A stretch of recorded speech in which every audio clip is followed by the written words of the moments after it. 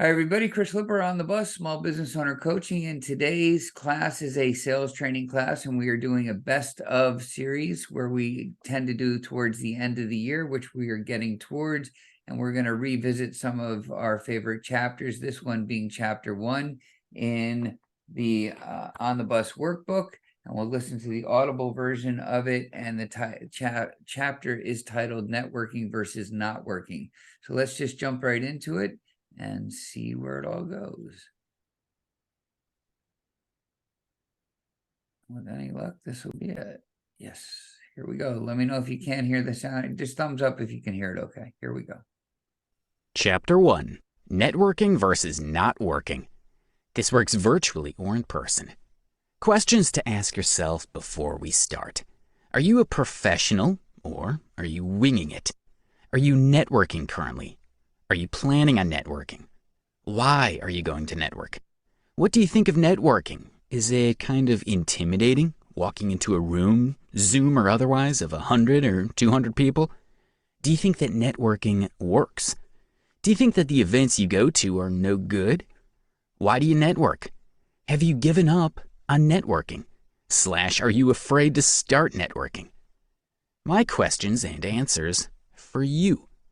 Why do we network? Because it's efficient and it works. It just takes time and guts. What are the alternatives? Cold calling? Hoping for the best? Advertising? So what do you do now? Ask for referrals. I'll show you how. Because I learned how to network, I no longer have to cold call or advertise. Networking works just fine. It just may not be working for you. If that's the case, let's find out why. Things that can turn networking into not working. Going to an event and just hanging out with your friends or colleagues, that's not why you're there. Showing up late. Know where you're going and what you're wearing the night before. Not having cards. Not having your own badge. Or do those paper ones make you feel special? Virtually not having your own background. Perhaps one with a QR code, like DigiCard system offers. Not having a system for your cards. I once had someone give me a card. They thought it was theirs and it was actually someone else's. Not being prepared in general. Walking in late discombobulated. Not having at least a 30-second or a 2-minute intro prepared. Not having a networking system. Evaluating events by sales success versus behavioral success. Not having a networking goal. Not having accountability to achieving your goals. Not scheduling enough time after the event. Not giving the events enough time. Not having a follow-up system. Don't approach events as a one and done. Make 2 events 12 times a year versus 12 events 2 times a year. Please, whatever you do, don't sell multiple products. Don't sell pet grooming and credit card processing at the same time. Tip: if getting to the events and walking into a full room intimidates you, get there early and let the room grow around you. Obviously, you need to turn the negative points mentioned into positive ones. Bring cards or have a digital option if networking virtually. Have your own badge or virtual background, and please be on time. What is networking? The essence of networking is building relationships to where you can ask for referrals. We want the people we network with to take their mental Rolodex, a couple of thousand people, down to 1 or 2 people they can introduce us to. What's the most critical part of any trade shows or networking event? The follow-up. What's your follow-up system? Here's mine. I schedule time on my calendar to copy all the new contact information from networking events shortly afterward via an app such as CardMunch, Evernote, WorldCard, or whatever you might use to capture card data. Then I add them to my drip marketing newsletter, etc. Send out a follow-up email. The basics to include are: let me know if you would like to get together and discuss you and your business. I could then tell you a little about me and mine. We could find out if we're a fit for each other and maybe share a referral or 2. If interested in meeting, There's a link below sharing my availability with you that is hopefully helpful. I look forward to meeting you. Set up one-to-ones to ask for referrals. You aren't there to sell at them. Do you have a networking goal? What is it? Turn SMART goals into behavioral goals. SMART goals are strategic, measurable, attainable, realistic, trackable, or timetable. If I make 2 networking events a month and schedule 3 one-to-ones from each event, that's 6 one-to-ones per month. Even if I wimp out on 1 or 2, that's at least 4 referrals asked for in a month, or 48 referrals asked for per year. Let's say that half will say yes. That's 24 warm leads. It's much easier to close warm calls than cold calls, right? If a third say yes, that's 9 new clients. What are 9 new clients worth to you?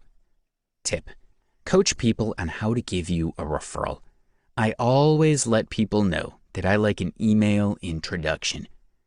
When you get one, here's the line when you meet. Bob, it was so nice of Susie to introduce us. Why do you think she wanted us to meet? Then let them talk and let them close themselves. It's not that we're going to close them. Don't interrupt them. Let them talk. Develop a networking system. Here is part of my networking system. Starting with the event itself. I look for Goldilocks events with a decent-sized crowd of the right type owners. For me and what I do, coaching business owners. I like events held monthly, not weekly, or maybe twice a month, often enough, but not too often kind of thing.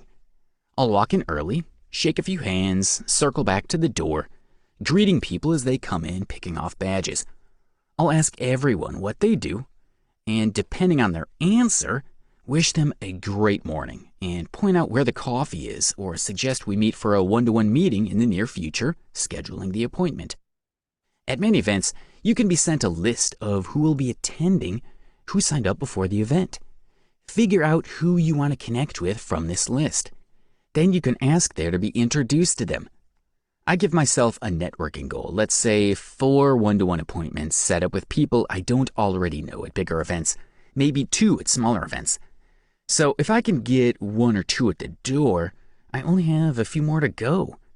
My point is that I'm not at some 7 a.m. event to talk about the Giants, Rangers, or music. I'm there to work and get appointments with prospects. I have my 2-minute introduction prepared or my 30-second, whatever the group requires. I know in advance as I am a professional and am prepared. Knowing that I'll be collecting a lot of cards, I must have a card system. I should have a pocket for my cards and a pocket for collected cards. I have a follow-up system and a way of rating the cards.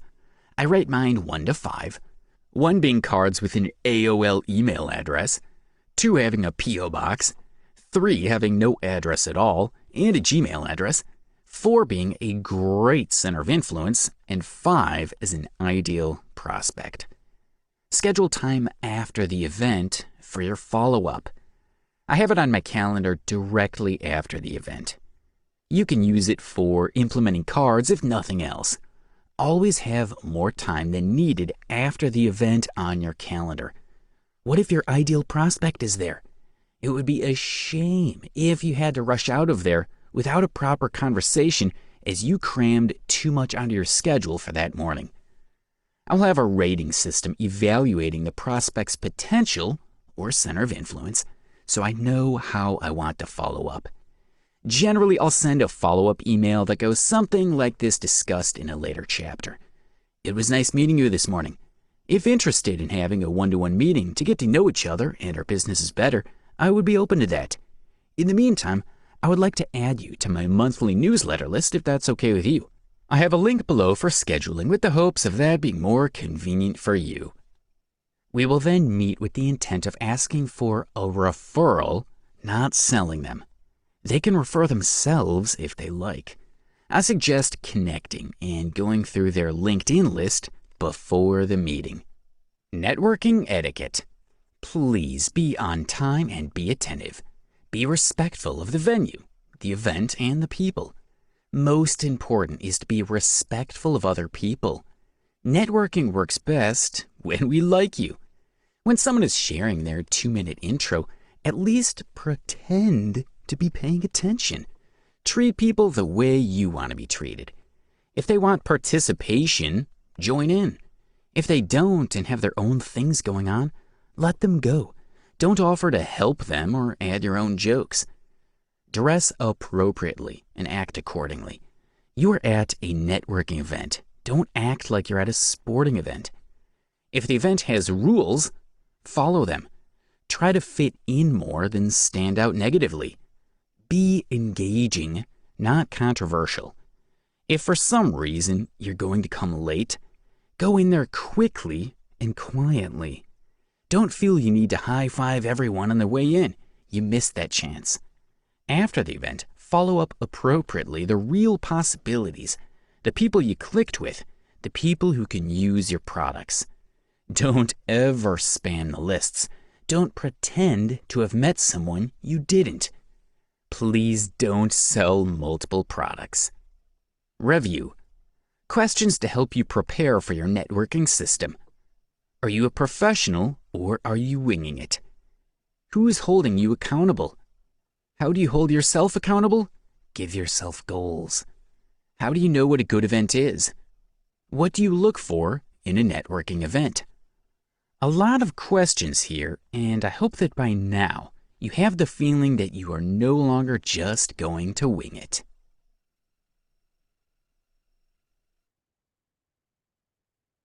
All right, there's a lot there. I think we can agree with that, right? So any takeaways? Anybody, anything jump out at people? I was taking a lot of notes and thinking of all the things I'm not doing right and some things that transfer virtually versus not, but I'd rather hear from you guys first before I start beating myself up. Go ahead, Renee. I think sometimes the most unorganized part of me is the follow-up.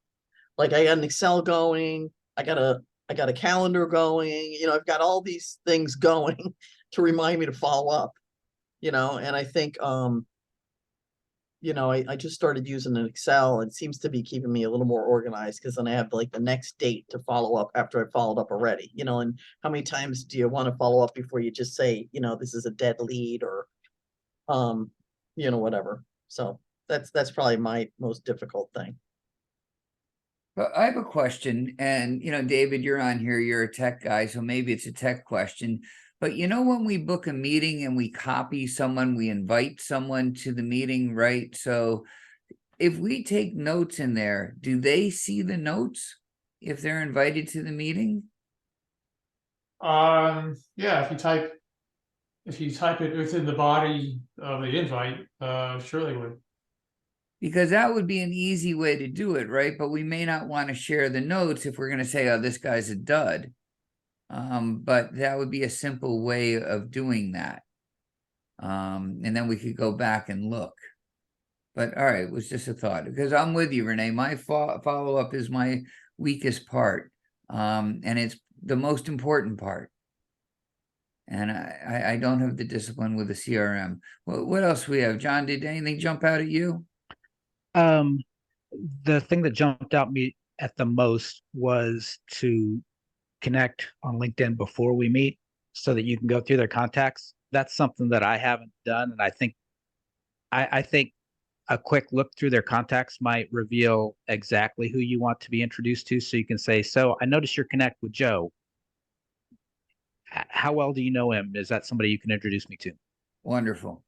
What you don't want to do, I met with a guy once when I was in New Jersey, and he asked for a referral, and I was like, I really can't think of anyone. And he had 20 printouts from my LinkedIn page of people he wanted to be introduced to. 20. That's annoying. It was so overwhelming and so much. I was like, I'm sorry. Pick one or two. And, the problem with LinkedIn is how well do we really know these people? But anyway, yeah, I think that's real helpful. But yeah, also Renee, you're right, real annoying.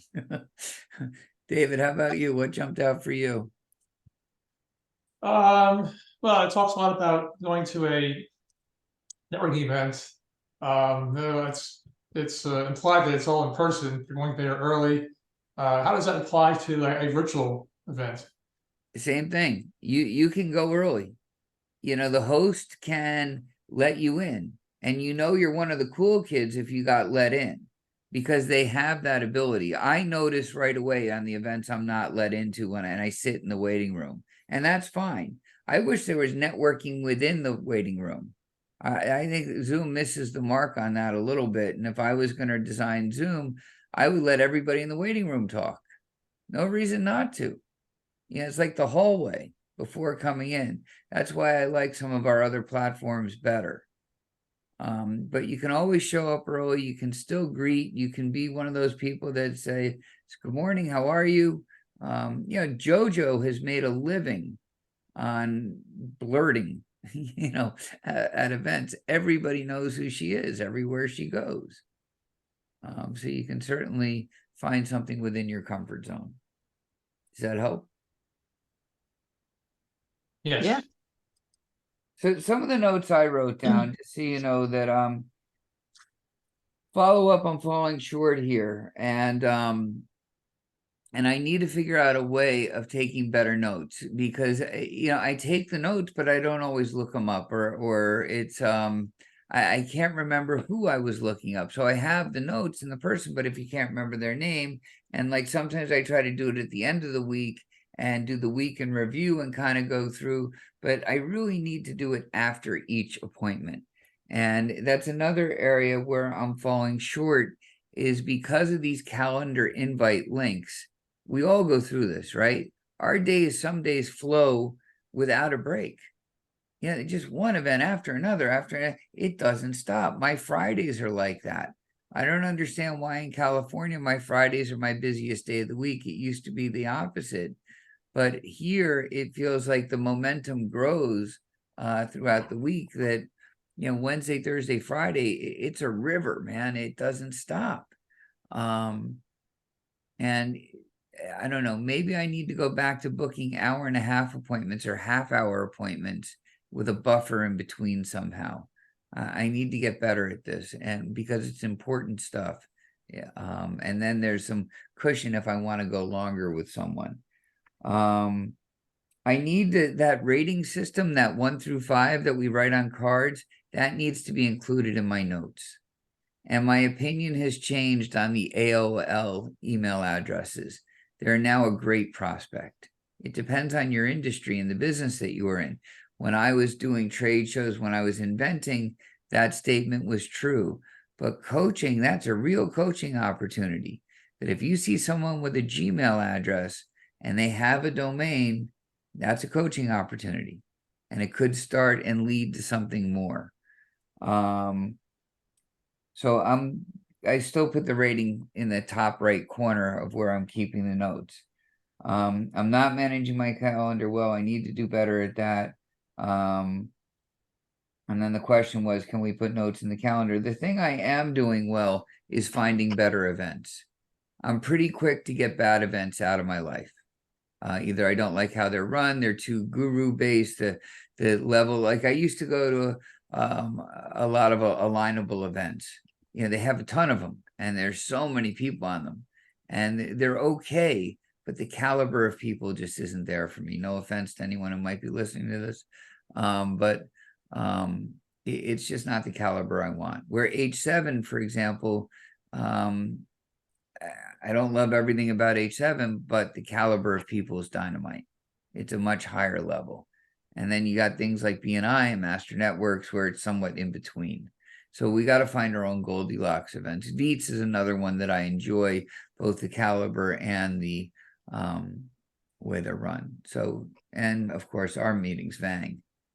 I'd like more people and I'd like a higher caliber, but I love the people there. It's a fun group. It's a good hour.